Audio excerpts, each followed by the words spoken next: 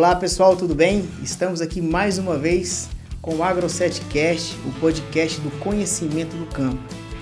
Junto do meu amigo e parceiro Fabrício Andrade, que vem trazendo mais um assunto importante para a turma, não é isso aí, Fabrício? Isso aí, a gente teve bastante interação no último episódio, alguns companheiros aí mandaram alguns questionamentos, a gente vai tentar sanar um pouco essas dúvidas e falar um pouco mais do manejo de doenças de soja que tem preocupado cada vez mais os técnicos de campo, cada vez mais preocupado produtores rurais, devido à perda de várias moléculas que a gente tem na mão, né, e a gente tenta, como consultor, como pesquisador, encaixar, né, as ferramentas que ainda nos restam para a gente ter um manejo eficiente. Então a gente vai tentar, nesse curto espaço de tempo, abordar um pouco mais profundo essa questão. É isso aí, Fabrício, muito bom. Então, traz para nós aí, qual que é a importância hoje, Fabrício, em ter um programa de controle eficiente para o manejo de doença de soja? O uso de fungicidas na cultura da soja já é praticado, né, desde quando apareceu a ferrugem, em 2001. O campo demorou muito tempo para aprender a aplicar, né, fungicida na cultura da soja. Até antes da ferrugem, essa prática não era usual. Com a chegada da ferrugem, né, 2001, o pessoal começou a aprender, né, copiar de outras culturas, principalmente, como já se fazia no café, trouxeram aplicações de fungicida para a cultura da soja. E desde então, né, muitas daquelas moléculas utilizadas, né, a partir desse momento, ainda está presente no campo. E o que a gente tem visto hoje? Muitos produtores empregando o uso de fungicida no manejo de doenças de soja, só que algumas moléculas já não apresentam mais eficiência. E talvez o produtor não tenha esse conhecimento. E ele colhe a soja e não vê tanto benefício. Eu fiz fungicida, mas mesmo assim eu estou colhendo mal. E quando a gente faz esse questionamento para esse produtor, a gente nota que a maioria das respostas que a gente tem desses produtores, as moléculas que eles estão utilizando são moléculas que já estão expostas desde quando a gente começou a manejar a doença de soja. E hoje, né, não menos importante do que a ferrugem, o complexo mancha, ele tem tirado o sono nosso nas aplicações, né, tem tirado o sono do produtor. Então, o manejo hoje das manchas foliares, ele requer um conhecimento até mais profundo do que o próprio conhecimento sobre a aplicação de fungicida pensando em ferrugem. Hoje, qualquer agricultor que você vai conversar, o que vem na cabeça dele que ele vai fazer fungicidas é para proteger ferrugem. Só que nas nossas avaliações, né, nas nossas andanças Brasil afora, a gente vê que o complexo mancha, né, as manchas foliares, elas têm tirado mais produtividade do que a própria ferrugem. A gente nota um programa de controle. O que é um programa de controle? Os produtos que ele vai aplicar durante o ciclo, né? São os fungicidas comerciais que a gente tem na mão, que ele vai ministrar aí ao longo do ciclo.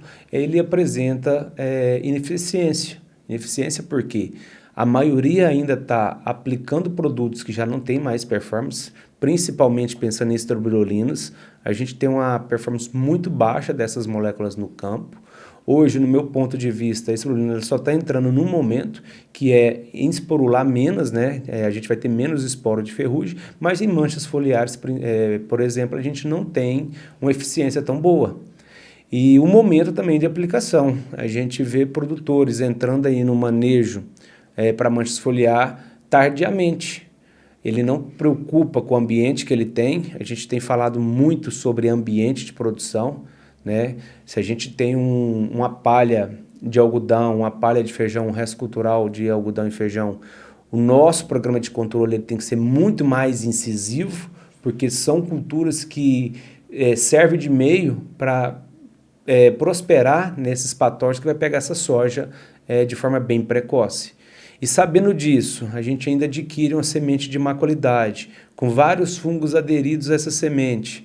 Essa soja já vai nascer com essa doença, né, que veio via semente, que o tratamento de semente não é 100%, mas a gente tem que fazer. O produtor entra com aplicações tardiamente, não acreditando nas manchas foliares, a gente começa a ter uma redução de produtividade muito elevada. Quando a gente prega para esse produtor um manejo mais precoce, que até no campo aí já tem uma nomenclatura, que é a aplicação V0, né? É uma aplicação bem cedo, a gente começa a ter uma eficiência um pouco melhor. Como a gente falou no episódio passado, essas aplicações do V2, do V4, né, aplicações dos 35, 37 dias, a obrigação dela é deixar folhas limpas de doenças, livres de doença, para aquelas aplicações de produtos prêmios que vai vir posterior, né, as aplicações do reprodutivo propriamente dita, compostos aí principalmente de carboxamidas, multissítios ou protetores, como eu quero chamar, e também triazóis. Então, hoje, o erro que a gente vê falando na questão de manchas foliar é não fazer adequação do ativo que vai ser usado versus a patologia que ele tem no ambiente dele, né, e momento de aplicação. Quando a gente faz as aplicações de forma preventiva, essa aplicação do V0, a gente vai ter uns tecidos mais jovens, a mobilidade desse produto vai ser maior, porque a planta vai estar muito mais hidratada, e quando a gente faz a adequação correta, né, trazendo para essas primeiras aplicações produtos do grupo dos triazóis, principalmente pensando em difeconazol, tebuconazol, a gente tem uma sistemicidade muito maior e uma resposta maior nessas manchas foliar. E o momento de aplicação para essas manchas foliar também é bastante importante, né? Como eu falei no episódio anterior, aquela mesma água que starta a germinação da semente, starta esses fungos, sobrevivente em resto cultural ou os que veio oriundo via semente. Se você começar a imaginar, né, a soja novinha ali em torno de V2, o respingo de água que bate no solo, ele volta para a folha, ele traz aqueles patógenos, aqueles inóculos, né, aquela doença que está em resto cultural ou no próprio solo. Então a gente faz uma adequação desse programa de controle, principalmente de acordo com o ambiente do produtor. Se o produtor tem uma palhada de algodão, uma palhada de crotalária, uma palhada de feijão, o manejo ele tem que ser muito mais assertivo do que aquele produtor que fez uma boa palhada de trigo, uma boa palhada de milheto, de braquiária, porque esses próprios respingos de chuva já vai trazer menos problema, né? Vai servir como uma barreira, então a gente pode dar a chance de ter um erro um pouco maior. Agora, aquele produtor que está cultivando uma área que ele preparou o solo, que aquele solo foi revolvido, né, e a gente tem essa presença dos patógenos nos restos culturais presente também no próprio solo, a gente tem uma infecção muito cedo.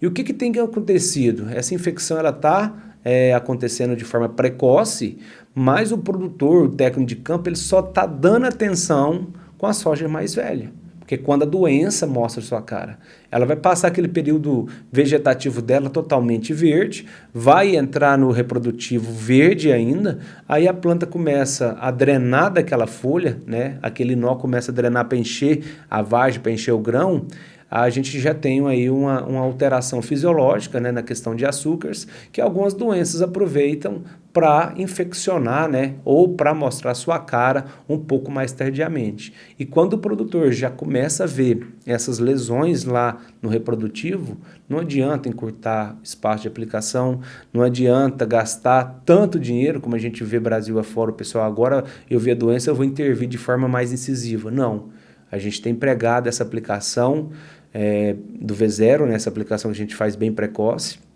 15 dias depois a gente volta com mais uma aplicação, com a finalidade de sempre abaixar a curva de progresso desse inóculo, né, porque ele vai acompanhar o desenvolvimento da planta, vai acompanhar o regime pluviométrico. Então a gente vai manter essas curvas de progresso do inóculo sempre um pouco mais baixa.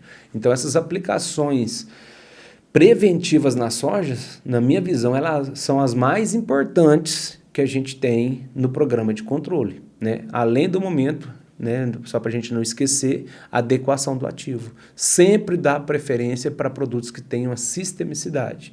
Quando essa soja já fechar a linha, a gente já vai começar a trazer para esse jogo, que também vai favorecer aí o manejo aí de programa, junto com as carboxamidas, né, um tebuconazol, um proticonazol, mais um multissítio, né, um mancozeb, um clorotonil, um cobre, então isso vai depender da escolha do produtor. A gente sabe que tem algumas doenças que respondem mais a um tipo de multissítio, principalmente por causa de afinidade de molécula. A gente gosta de, quando usar um tebuconazol ou acompanhante ou multissítio, tem que ser um mancozeb. Quando a gente está fazendo um difeconazol, a gente já tem uma preferência de afinidade de moléculas por clorotelonil, né? Sobre o cobre, é um multissítio, é um protetor bastante usado também, mas a gente nota a dificuldade de emprego desse produto a campo, por causa de mistura, por causa de horário de aplicação, por causa de vazão. Às vezes o produtor ele quer aproveitar a carona da aplicação. Além de todos os fungicidas, vai um inseticida junto e alguns foliares sem qualidade, isso é muito importante, vai interferir na performance dos fungicidas, né? E também pode causar um afito. Então a gente tem dado preferência hoje a mancozeb e clorothalonil em relação a um cobre, né? Então a gente tem construído o nosso programa de controle pautado nessa somatória de detalhes, né? Ambiente, variedade que vai naquele ambiente, qual que é o tipo de palha, então a gente vai fazer adequação do grupo, né, químico dos fungicidas que a gente vai estar utilizando, né, e pensando sempre em adequar o ativo que eu vou usar diante da realidade de doenças que eu tenho, né. No cedo a gente sabe que a septória é a primeira que aparece, pode vir uma antracnose ali, e essa septória ela está abrindo porta para mancha-alvo, e mancha-alvo está trazendo de carona cercóspora.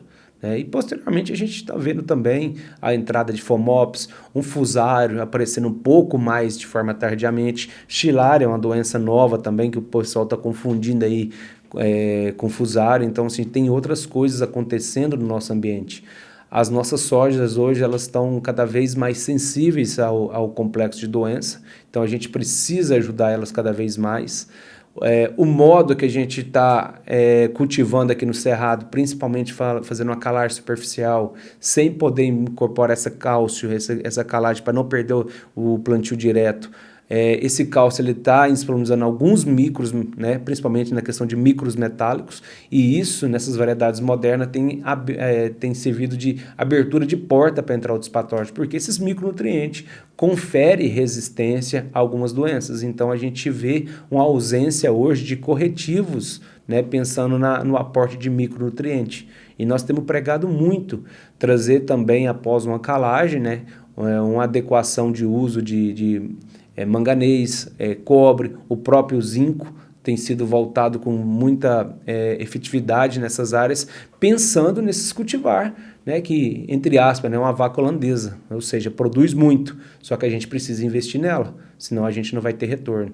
Então, o que a gente tem enxergado hoje nessas cultivares modernas é que a gente tem que tratar ela etapa por etapa, a gente tem que tratar ela principalmente na questão de equilíbrio nutricional, que vai nos favorecer uma resistência maior a doenças. E isso é importante, porque uma planta bem nutrida, ela se comporta muito melhor frente à planta daninha, insetos e doenças. Então, esse é o caminho que nós, né, da Agroset, temos enxergado para trazer essa manutenção dessa planta de soja, no quesito de manejo de doença de soja, para a gente ter menos interferência, né, uma menor interferência aí na nossa produtividade. Então esse é o recado, pessoal, que a gente deixa para vocês aí de forma um pouco mais rápida para complementar o episódio anterior.